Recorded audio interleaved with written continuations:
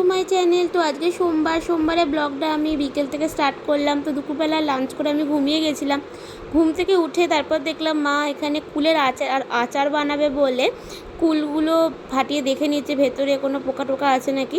তো দেখে নিয়ে তারপর মা এখানে একটুখানি গোটা মশলা, পাঁচফোড়ন, ধনে, জিরে আর শুকনো লঙ্কা একটু রাঁধুনি দিয়ে ভালো করে শুকনো কলায় ভেজে নিল।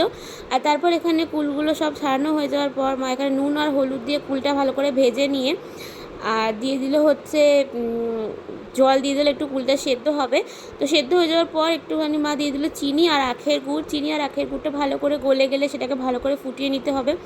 ফুটিয়ে নিলে একটু চিটে চিটে টাইপের হবে, মানে একটু শুকনো শুকনো হয়ে গেলে মা ওর উপর দিয়ে ভাজা মশলাটা যে করলো সেটা গুঁড়ো করে মা ছড়িয়ে দিল।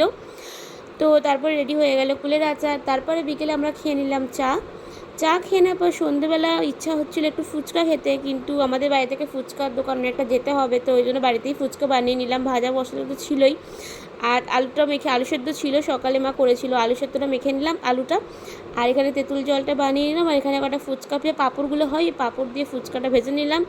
নিয়েই তারপরে আমি আর মা দুজনে মিলে ফুচকা খেয়ে নিলাম। বাবা তো ছিল না, ভাইও ছিল, বাবা দুজনে দোকানে, তো আমি আর মা দুজনেই ফুচকা খেলাম। আর আজকে ডিনারে মা বানাচ্ছিল হচ্ছে কড়াইশুঁটির কড়াইশুঁটিটা মা এখানে ভালো করে ধুয়ে নিয়ে আর নিয়ে নিচে লঙ্কা আর আদা নিয়ে পেস্ট করে নিল কড়াইশুঁটিটা। পেস্ট করে নিয়ে তারপরে মা পেস্ট করে নিয়ে রেখে দিল। তারপরে এখানে দেখলাম মা তরকারিটা করার হয়ে গেছে, আমি একটু ছিলাম না, ততক্ষণে মা তরকারিটা করে নিয়েছে। তারপরে আমি এখানে ময়দা মাখবো বলে ময়দাদার জল নিয়ে নিয়েছি।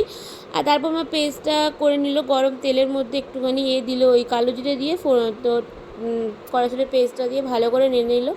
নিয়ে তারপর আমি সব পুর ভরে নিয়েছিলাম, আর এখানে এখন কচুরিগুলো সব করে ফেলছি।